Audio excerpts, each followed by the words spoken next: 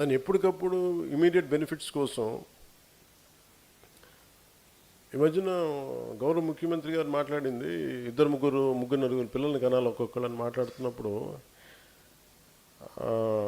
ఆయన ఆలోచన ఏంటంటే భవిష్యత్తులో పాపులేషన్ తగ్గిపోద్ది, అప్పుడు ఇబ్బంది అవుతుంది అభివృద్ధికి. ఏదో ఆయన గణాంకాలు ప్రకారం ఆయన చెప్తే నాకు ఒకటి అనిపించింది, భవిష్యత్తుకి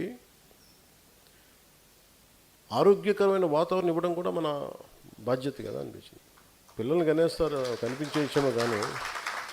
సో నా వంతుగా నేను ఏం చేశానంటే ఈరోజు కూర్చోబెట్టి, అంటే 8 అంటే ఎంత అధికార యంత్రాంగం అందరూ కూర్చొని 8,000 కోట్ల పైచిలకు పుష్కరాలకు అవుద్ది. ఆ దాంట్లో ఏ నదిలో అయితే స్నానం చేయాలో ఆ నదిలో 70% 65 నుంచి 70% మురుగునీరంతా, లక్షల మంది వాడే మురుగునీరంతా గోదావరిలో కలిపేస్తుంటే దానికి బడ్జెట్ లేదు అసలు. ఎంతసేపు రోడ్లు ఘాట్లు లేదంటే మన మిగతా అన్ని చూశారు కానీ ఎక్కడ కనిపించలే. సో ఆ గ్యాప్ ఉంది చూసారా. ఇప్పుడు సగటు ఏంటి, ఎవ్వరు మామూలుగా వీళ్ళల్లో మాట్లాడుకుంటారు, బయటికి మాట్లాడుకోరు. ఎందుకు పొలిటికల్లో దీనివల్ల బెనిఫిట్ ఉండదు, డివిడెండ్ ఉండదు దీంట్లో. అందరూ వదిలేసింది పట్టుకోవటమే జనసేన ప్రత్యేకత. చూడకపోవడం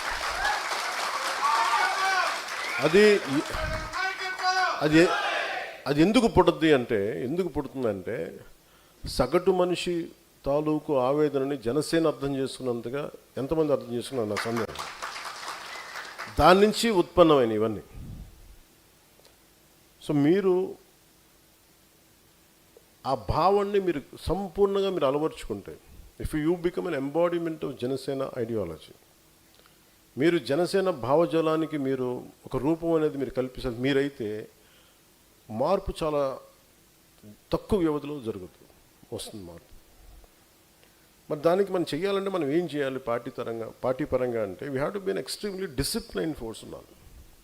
ఒక వ్యవస్థను నడపాలి అంటే నేను అన్నీ మాట్లాడతా, కులాల గురించి మాట్లాడతాను, మతాల గురించి దేనికి మాట్లాడతానంటే ఒక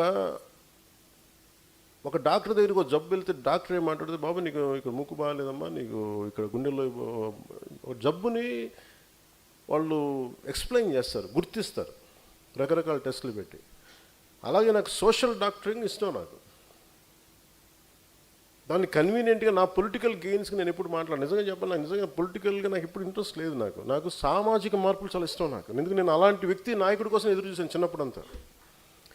నాకు అలాంటి ఎవరు దొరకలేదు. అందుకే నేను ఎవరు దొరకనప్పుడు కూర్చోబెట్టి అట్లీస్ట్ నాకు ఇష్టమైంది నేను చేసుకుని వెళ్దామంటే నన్ను మీరందరూ కలిపి ఇక్కడ దాకా పట్టుకొచ్చారు. నిన్న విశ్లేషకుల చేత కూడా తిట్టించారు నన్ను మీరు. మరి డిసిప్లైన్డ్ ఫోర్స్ కావాలి. 12 సంవత్సరాల క్రితం ఇదే మాట చెప్పాలంటే ఎంతమందికి అర్థమైంది నేను చెప్తే? 12 సంవత్సరాల క్రితం నేను కూర్చోబెట్టి మాట్లాడి బలంగా నిలబడితే ఈ రోజున ఇంతమంది అర్థం చేసుకున్నారు. కాలం మిమ్మల్ని ఒక శిల్పాన్ని మలిచినట్టు మలిచింది కాలం మిమ్మల్ని. 12 సంవత్సరాలు నేను నిలబడ్డాను కాబట్టి, మీరు నిక్కచ్చిగా బలంగా నిలబడ్డాను కాబట్టి మిమ్మల్ని మీరు షేప్ చేసుకున్నారు. ఈరోజు చెప్తున్నాను, this is the time to shape Janasena's future, Janasena's destiny. అందుకే నేను పొద్దున్న లేకగానే ఒక ఆలోచన వచ్చింది, ఏం చెప్పాలి, వస్తే కూర్చోబెట్టి అంటే ఏదో నాకు సభ పెట్టినప్పుడు కూర్చోబెట్టి నాకు నిద్ర పడదు. నాకు మా వాళ్ళందరూ వస్తారు, ఏం మాట్లాడాలి, ఏం చెప్పాలి వీళ్ళకి అని అనుకున్నప్పుడు నాకు అనిపించింది, ఎందుకు ఉద్యమని పేరు పెట్టాను, ఎందుకు సాధక్ అనే పేరు పెట్టాను, ఎందుకు ప్రధాత అనే పేరు పెట్టాను అంటే పేర్లు అనేది రిలవెంట్. ఏదో పేర్లు పెట్టుకోవచ్చు. అది నేను అనిపించింది, అది నా జీవితంలో భాగాలు అవన్నీ. నేను అనుకున్నా ఎలా వచ్చినాయి పేర్లు నాకు అనుకున్నాను. నేను మనోహర్ గారితో కూర్చోబెట్టి అసెంబ్లీ సెషన్స్ మధ్యలో ఇద్దరం కూర్చోబెట్టి ఇలా మాట్లాడుకుంటామంటే ఇలాంటి పదాలు చెప్పాను, పర్యాయ పదాలు వెతుకుతూ ఆ పదాలు వెతుకుతూ సార్ నాకు ఇవి బాగున్నాయి చేద్దామంటే దాన్ని పెట్టాను. సో ఈరోజు పొద్దున్న తెల్లవారుజామున మా దుర్గేష్ గారి బాధ్యతలు మొత్తం అన్ని పొల్యూషన్ ప్లాంట్స్ అని తిప్పేశారు. మొత్తం మురుగు నీళ్ళు ఎక్కడెక్కడ డ్రైనేజ్ కాలు మొత్తం తిప్పేశారు ఈరోజు.